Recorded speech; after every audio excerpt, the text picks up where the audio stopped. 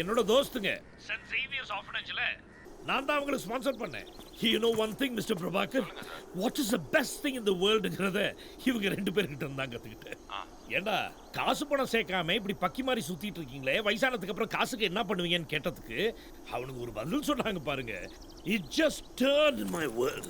Sir, வாழ்க்கையில எல்லாரும் உழைப்பாங்க. வேலை செஞ்சு வயசாகி அழுத்து போனதுக்கு அப்புறம் கார்னர்ல ஒரு சேர் கிடைக்கும். அதுல போய் உட்கார்ந்து பார்த்தா கஷ்டப்பட்டு சம்பாதிச்ச காசு பணம் காரு பங்களா எல்லாம் இருக்கும். ஆனா வந்து பேசுறதுக்கு ஒரு பயம் இருக்க மாட்டான். இதுங்களும் பேசாது.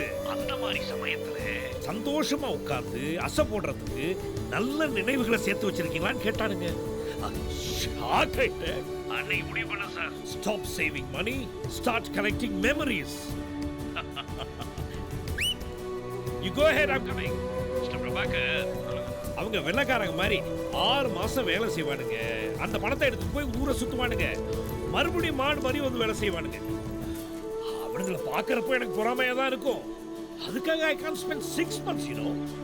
ஆனா வருஷத்துல 6 நாள் என்னோட golden days. At that time, Mr. Prabhakar,